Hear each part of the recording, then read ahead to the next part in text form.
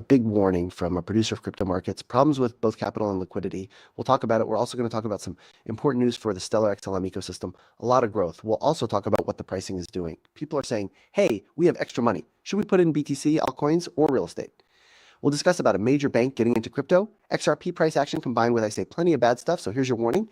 And just like that, the odds went down the drain and the shutdown, yes, got longer. Check this out. The most money is coming in after November 16th. And check out the rise. November 16th is in orange, by the way. Check out the rise from the 4th to now. What do you all think? We went from a 30% likelihood of getting everything done on November 16th to what? More than 55% chance. And don't forget that there was a major push between the 8th and the 11th, which is this blue right here. What happened next? Well, all of a sudden, the Republicans can't agree on how long to keep the money going. My ass is a continuing resolution. You all aren't doing anything. Fire everyone.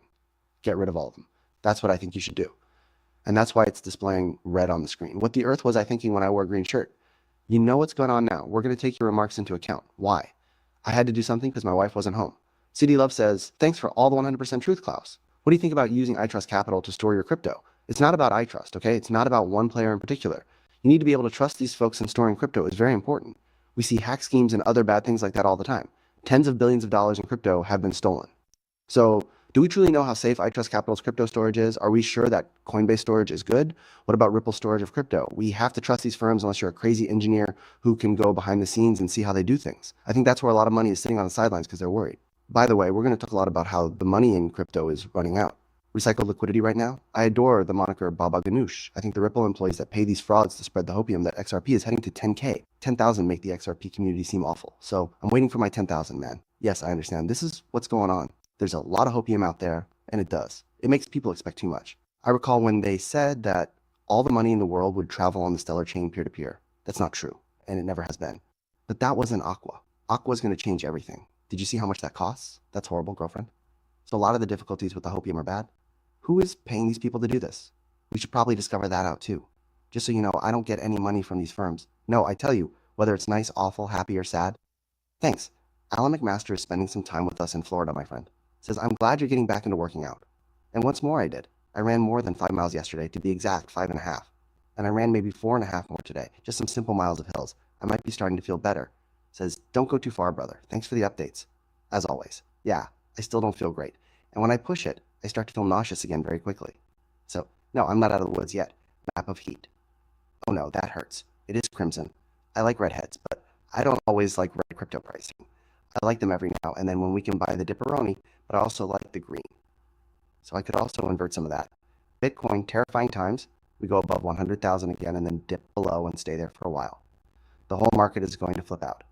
A few days ago, BTC dropped below 100,000, but then it came back up. But if we have this situation where we go under and stay, damn it.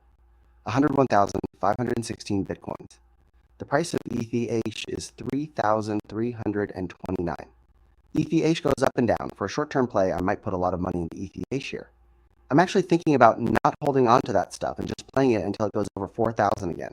XRP 221, while BNB is at 948. Sol is at 157. ADA, there is no love at 52 cents. XLM, no, not all the money in the world. No, it's not alt season. It's BTC time. Warning about the crypto market. Here it is. I got it for you. The crypto market works on money that has been used before. Wintermute says to be careful. The market maker's data reveals that the sector has grown since 2024. The amount of ETFs and digital asset treasury holdings went grown from 40 billion to 270 billion. Oh my God, that's a lot, but we'll talk about it. The number of stablecoins issued increased to over 290 billion. But the growth surge waned, and the markets entered a self-funded era. The company said that the stricter monetary policy isn't to blame because the overall money supply stayed supportive and central banks started to lower rates after 2 years of rate hikes.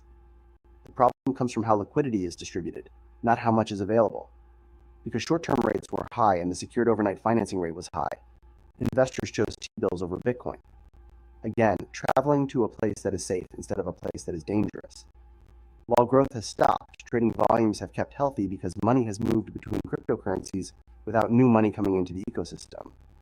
In short, what they're saying is that players move from one hot thing to another. And as soon as that one hot thing, like ETH, was over, the money moved to another place. That's what I've been saying. It's been pumps and dumps that have kept the whole crypto market from going up. No, you're seeing one thing get heated for a while and then something else get pushed away. ICP is now up 31%. So you can see that money's going to flood in and people are going to follow it. Filecoin has gone up 32% in the last day. You can see that money is moving about. And that's what Minute is saying. Current volatility is caused by liquidation cascades, not by steady buying. If any major liquidity channel starts to work again, it might mean that macro capital is coming back to crypto assets. I agree. The next wave of liquidity might come from new ETFs, more stablecoin minting, or more digital asset treasury issuance. That's completely true. I think the ETFs might really open up the liquidity wave, but it would be even bigger if the regulations came with it. I have to ask you right now, there are players out there who have a lot of money and are like, oh shit, the government is shutting down, therefore it is. We won't be able to get crypto eggs for a time. Okay, let's put this in several savings accounts. Let's invest this in various stocks. Until we think the rules are going to happen, let's put this into something else, something that's not as hazardous. That happens a lot. Robinhood is having the same problem. In fact, it's happening so much. We'll talk about that soon. Circle has something to say about how the Genius Act is being put into place. A few simple, solid rules. For real, just put some rules in the books for the alts. Won't be perfect, but like everything else in life, if you start with something and build on it, you'll be fine. When is the greatest moment to put money into something? Yesterday. What's the second best time? Today. Is that right? You just keep becoming bigger and bigger. It's better to keep getting better than to wait for perfection. That's what Circle means. Circle is one of many crypto companies that sent in comments on Tuesday as part of their Treasury's notice of proposed regulation for the Genius. They talked about how the government should enforce the law while also setting up a system for payment stable currency. They suggest that both banks and non-banks, as well as issuers from other countries, should follow the same rules to keep customers from having to take on the risks of any regulatory shortcuts. Clear rules for getting into U.S. markets and shared oversight with trusted foreign governments encourage competition and stop offshore arbitrage. And that's a big deal. That's how Sam Bankman-Fried made money with crypto arbitrage. Yes. He would buy crypto for very little money in one market, then take it to another market where he could play the difference and make a lot of money. And they say, look, we don't want capital to just move around all the time. In a lot of ways, that was like what Wintermute told us to do. They're like, no, we want capital to stay and grow and become something else. You see what I mean? Jamie Dimon now thinks that JP Morgan might make the stablecoin for their banks. This guy is a jerk. I'll just read you what he said. Don't forget that he declared Bitcoin was a piece of trash. He also mentioned that it's like a pet rock. Jamie Dimon, the CEO of JP Morgan Chase, said he doesn't sure how stable currencies would work out. The bank isn't ignoring them, though. It's trying things out and might construct one with other banks. And don't forget, we have great news about the ecosystem, and soon we'll have XRP on price action. I don't know how it's going to proceed with stablecoin. What do we know about it? We are involved. We're making a stable cryptocurrency. We might work with other banks to construct it. We are going to accomplish whatever you want with these tools for smart contracts. I don't know how it's going to turn out, but I'd rather be playing, which makes me feel like I know the answer. I always ask, are you doing everything you need to do to win the future?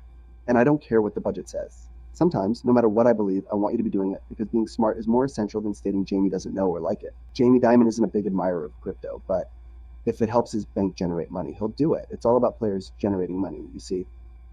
Robinhood has a lot of money now. Okay. And I think a lot of businesses are like this. I am facing this difficulty right now. I've set aside some money. I set money aside for the Circle IPO, but I didn't get it. I still have a lot of that left. I'm like, where should I put it? But unless the government tells us something, I'm either going to wait for another dipperoni like I told you about, or I'm going to spread it out somewhere else and wait. I'm looking at ETH a lot, but only for a short time, really. I'm thinking about a strategy where I buy ETH for a very low price, wait for it to go above 4, and then sell it all again. This is what Robinhood is doing. We like being in sync with the community. Cryptocurrency is a big part of our business, and our customers are really into it. We keep questioning ourselves if this is also the correct choice for shareholders. Should Robinhood utilize their extra money to build a BTC treasury, or are there better locations for them to deposit it? Is this how we should spend our money? Verma added that a lot of things are happening, like new products, expansion, investing in engineering, and the